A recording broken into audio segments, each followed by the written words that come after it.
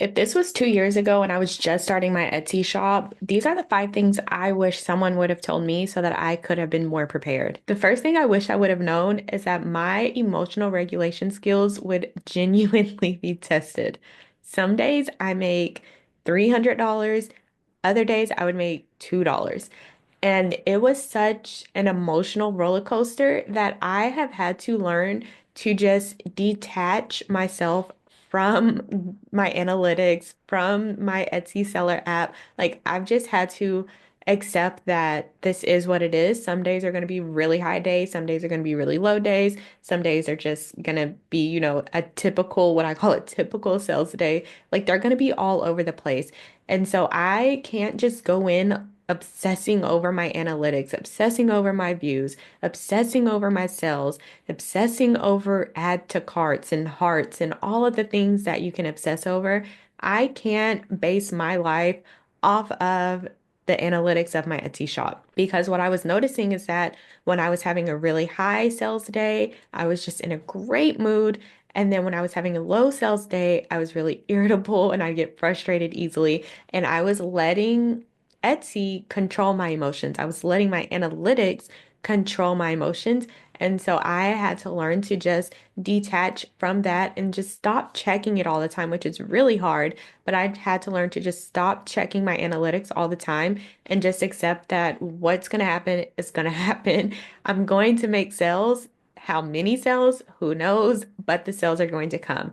And so that's the first thing is just be prepared for the emotional roller coaster at first until you learn to regulate your emotions and stop obsessing over your analytics. The second thing I wish I knew as a beginner to Etsy would be that it's so important to focus on serving people and providing a solution to their problem instead of just trying to make a quick buck. The people that I see failing on Etsy are the ones who are just in it trying to make a quick buck. Like they are not in it to actually make good products that help people. Whenever I started, I found a product idea and it was a cleaning checklist. ADHD was like just starting to trend on TikTok. So like every single video on my TikTok For You page, it was like ADHD this, ADHD that. And so I was like, you know what? Let me make a cleaning checklist because I know that as a stay-at-home mom, I struggle to keep my house clean. And it's not that I'm like super busy, it's just that I get overwhelmed. I go into the room and I have no idea where to start. Like, I know everything needs to be done. And my brain like just short circuits. And I'm like, you know what? Let's just go watch Netflix. And so I was like, if I'm struggling with that, there are probably other people struggling with that too. And so I made an ADHD cleaning checklist. It was room by room. It told you, it was like, I seen that house cleaners clean from top to bottom. So I put it in order. So you start cleaning at the ceiling, you make your way down to the floor, like the baseboards and everything. And so I put it in order for them. So when you go into a room, you know exactly what to clean. I made it editable so people can edit it to match their home needs, whatever, like how they can edit it to fit their needs. And so and then I added like tips and tricks in there, motivational things. So when I made that product, it was really for someone like me who was struggling.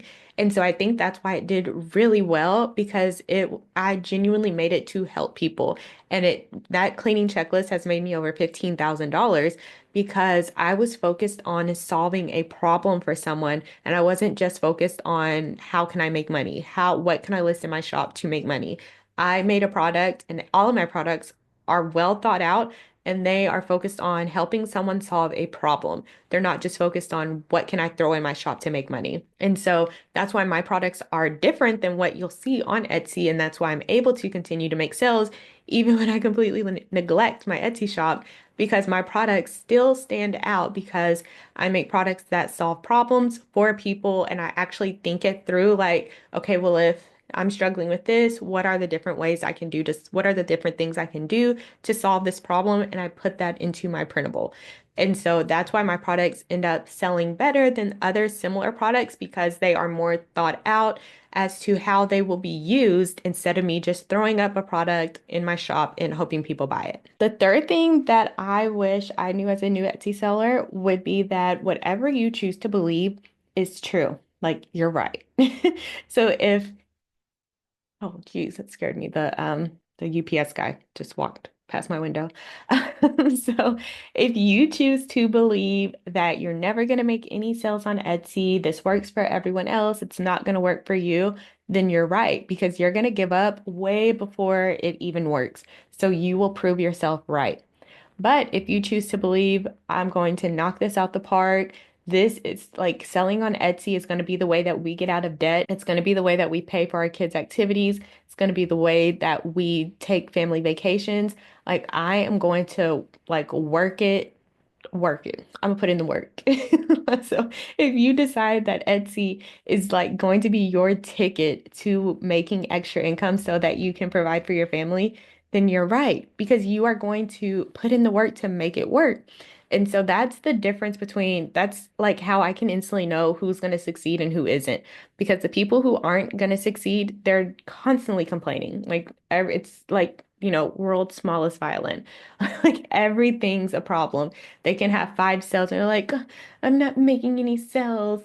And it's like, you have five sales. Like, do you even care? Those are five strangers, random strangers in the world who trusted you enough to give you money. And you're just acting like it's no big deal. When I see people just constantly complaining, I'm like, yeah, they're not going to make it. And then they're going to jump from thing to thing, thinking that that's going to be their solution. And it's still not because when this isn't right, the world isn't going to be right for you. I think it's his YouTube is like neural knowledge, but he said something super powerful. And it was like, you can't expect the reflection to smile first. You have to smile first. And basically, my interpretation of that is you have to change what's going on up here first. And then it'll be reflected into your reality. And so that is how I know who's going to succeed on Etsy or not, because the people who come into it and they're like, I've only gotten 3 views, but I'm so excited. I know I'm going to make sales soon. Those are the people who are going to put in the work because they've already told themselves like this is going to work for them. And so they're not out here looking for the next, trending thing to make money. They are putting in the work to make this work for them. And so those are the people that I see succeeding because what they are choosing to believe that they will succeed. They are choosing, and whenever you choose to believe that you will succeed, then your brain is going to prove you right. And so you're going to take the actions that are necessary to succeed. And so that's the third thing is that whatever you believe, you're right. The fourth thing that I wish I knew before I started my Etsy shop is that you need to fit your Etsy shop into your business, or you're always going to have the excuse of, I don't have time. As a homeschooling stay-at-home mom, it would be very easy for me to say that I don't have time to work on my Etsy shop, but I make the time to work on my shop. So I'm an early bird. So I prefer to get up in the morning before my kids wake up so that I can work on my Etsy shop. So I like to get up around 5 a.m., sometimes earlier. My husband thinks I'm a complete psychopath because sometimes I will like wake up at like 4 something in the morning and I'll come in my office and work on my Etsy shop. I have insomnia. It's just hard for me to sleep sometimes. And so I will just get up and work on my shop. But I have built that into my routine. Like getting up in the morning and working is part of my daily routine. If I want my Etsy shop to provide like a business, then I need to treat it like a business. If you want it to provide like a hobby, like something you do whenever you feel like it, then it's going to provide whenever it feels like it. It's going to provide like a hobby. And so don't complain if you're getting hobby results from something that you're putting in hobby time. Like that's just what's going to happen. So if you want it to provide like a business, then work on it like a business and just keep showing up because you know what? Sometimes Target, they have really high months and they have really low months, but they don't just close the stores down. They're like, Target's not like, oh, we're gonna go out of business now. We had a really low month. Let's just shut it all down. Like, no, that's not what we do. Sometimes we have low months and sometimes we have really high months. But in those low months, we keep showing up because we know that we're going to eventually have more high months. And so that's what people fail to realize with Etsy.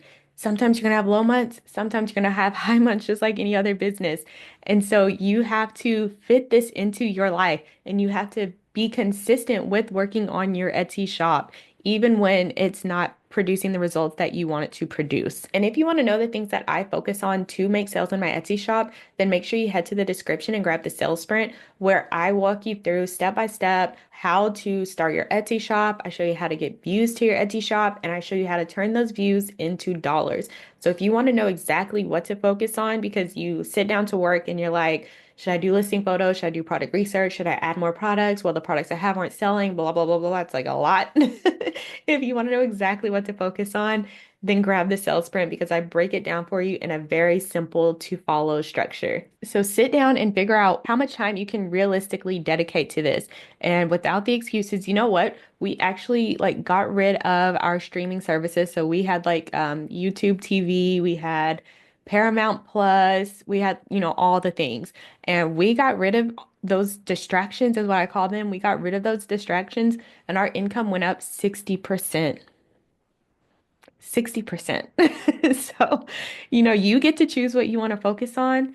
We are very passionate about getting out of debt and like securing the bag. And so that's what we chose to focus on, and it's paying off. So, did it pay off immediately? No. We had to keep showing up. We're making YouTube videos, no one's watching. Like my husband, he has a YouTube channel too, makes videos, no one watches. That's fine. I list products on Etsy that get 5 views. Like it is what it is. But you just keep showing up because eventually it's all going to work out. And the fifth thing I wish I would have known as a complete beginner to Etsy is that there's no such thing as failure. So people always think that just because they're not getting views, it's not working. Or just because, people are viewing their products and they're not getting sales, that it's not working. I'm slow at Canva. Like you have to be willing to be a beginner. This is all new. So there's no such thing as failure. You either get the result you wanted or you get the lesson you needed. There is no failure. So you go into, and this is just life in general. I go into everything as a scientist. There are scientists out there right now researching things to cure cancer. Whenever they try something and it doesn't work out, they're not like, oh, this sucks. Let's just forget about it.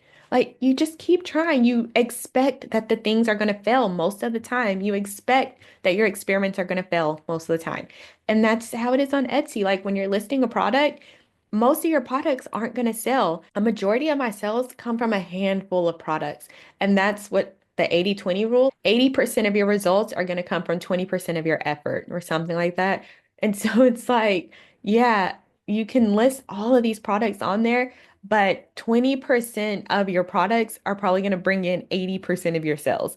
And so that's just what you have to be okay with that. Just knowing that you're going to learn what you need to learn and eventually you're going to see the results. So it's not a failure if you list products and don't get views. You're learning what you need to learn. Like when things don't work out, that's actually a good thing because it's teaching you some type of lesson that you needed to learn. Maybe you list a product and it only gets 5 views.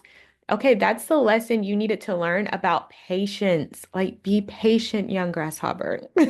Like, let's just slow down and let's figure out how to do this. Take your time. So maybe the lesson you needed to learn was patience, that not everything in life has instant gratification, but you need to keep showing up because eventually it's going to pay off. So maybe you don't quite know what the lesson is at first, but like it's a lesson you needed to learn. And maybe you look back on it like next year, you look back and you're like, okay, now I see, you know what? Me not getting sales in the beginning really showed me how to persevere. It taught me resilience. Like it taught you so many things you needed to learn, but at the time, like you just wanted the result.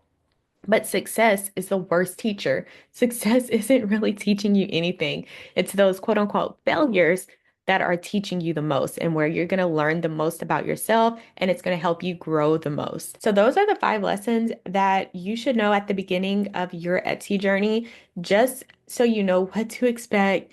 This isn't some type of instant gratification thing. Don't expect to start your Etsy shop and make $1,000 in 2 days. Like, we're not doing that here. We are working on patience, perseverance, resilience. Like, just put in the work, treat your business like a business, and it'll provide like a business. So keep showing up, keep putting in the work. And if you're wondering what video to watch next, go ahead and watch this video where I break down how I made my first 100 sales on Etsy so that hopefully you can do it too. And I'll chat with you later.